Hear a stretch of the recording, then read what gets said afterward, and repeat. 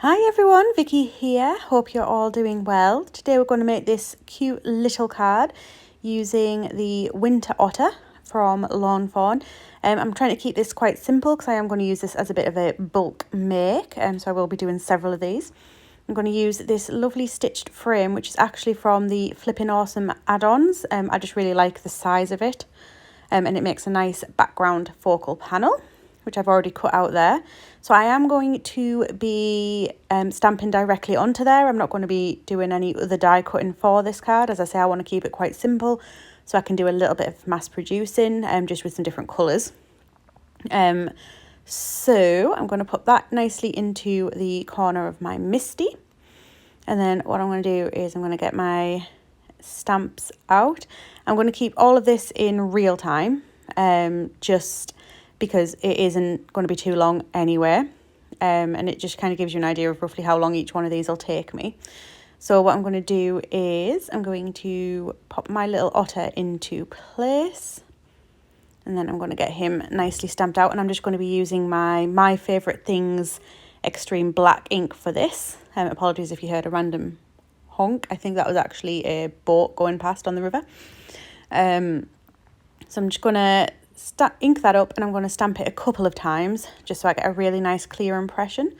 What my plan is to, I'm just going to show you it with just this one, but what I then will do and actually have done, now I'm recording this voiceover, is just stamp this on a few different ones, and all I'm doing is changing up the colour of the text and the scarf when I colour him in. In terms of doing that, I'm going to pop my sentiment down. It always takes me a little bit longer to place a sentiment, so I do apologise in advance for that. I don't know what it is, but they always end up sticking to my fingers, and then they won't stay still, and then they go a little bit crooked, and a whole host of other things. But I do need to place it onto the card so I can make sure the spacing's right with this one. So please just all bear with me. So what I'm going to do is my colour scheme for this one is going to have a red scarf, so the writing's going to be red. So I am going to use some red ink to stamp this once I've got all the words lined up and attached to the door of my Misty before they run away again.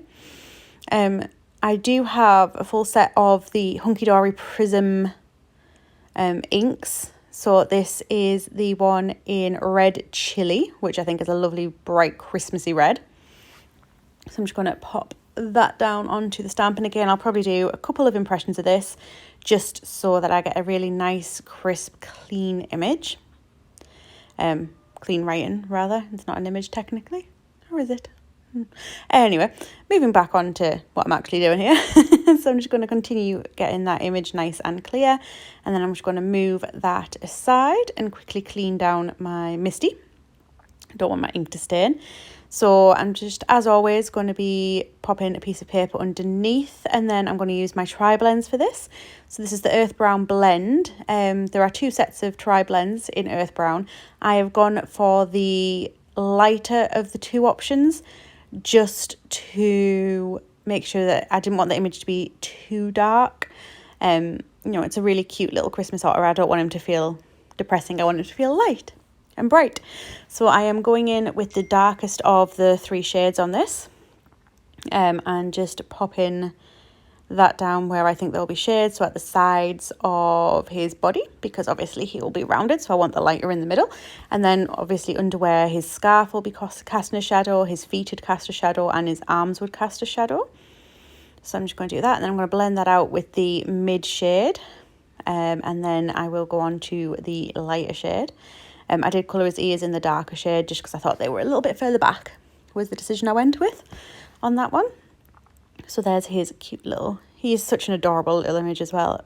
Lawn Fawn do beautiful little Christmas stamps, and these are just the little teeny tiny stamps. I do have a lovely friend, Hookline and Inca, please give her a follow, she's awesome, who I think said she stores all hers in like little baseball card storage.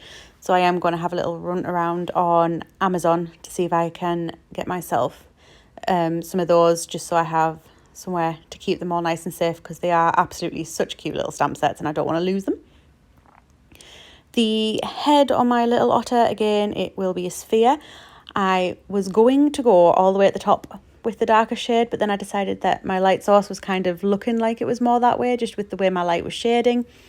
And I didn't want too much darkness, so I'm doing under where the scarf would have done and to the sides again, because obviously it'll be domed where his head is.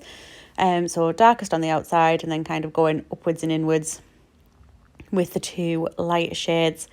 This is a lovely, easy image to colour as well. He's just only takes a couple of little colours and he's nice and little, so it's not too time consuming, but if you just fancy doing a bit of colouring, it's quite nice. I'm using the dark red shades for this one. So normally my Christmassy red is the dark red blend. I'm not going to lie, I picked out the wrong pen and started and then just kind of thought, well, I'll go with it. But this is another lovely colour combo as well anyway.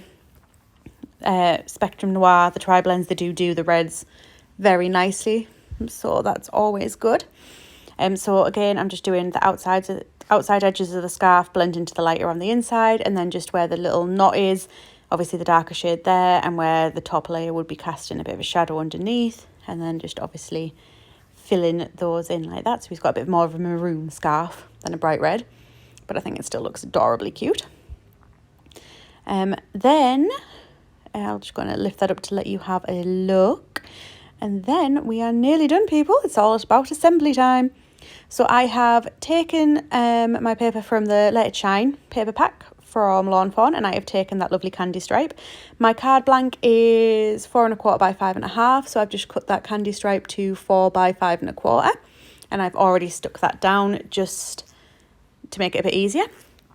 I have also attached some foam tape to the back of my focal panel, so I'm just going to peel the bits off there as well, and then I will very, very carefully try and get this lined up. I don't always have the best lining up skills, so I did actually stand up to do this and like proper stand over it. I did also nearly crack my head off my camera, which was great, but I didn't. So, you know, that's an achievement for me, I think. Now that he's nice and flat on there, I am going to add a little bit of my stickles just to make it extra cute and sparkly. And that's just going to go on his scarf. And then my card will be complete. So as I say, I'm going to do this in greens and blues and loads of different colours with different pattern papers behind it. Just for the last few cards that I need to get sent. But I hope you have enjoyed this video. I'm going to show you just the sparkle and lift him up again. If you have enjoyed the video, please do like. If you have any comments, I would love to hear from you just in the comments below. And if you have enjoyed the video and you have not yet subscribed, I would also love it if you would subscribe. But I hope you have had a lovely day and have enjoyed watching the video and that it's given you a little bit of inspiration. And I'll speak to you soon. Bye.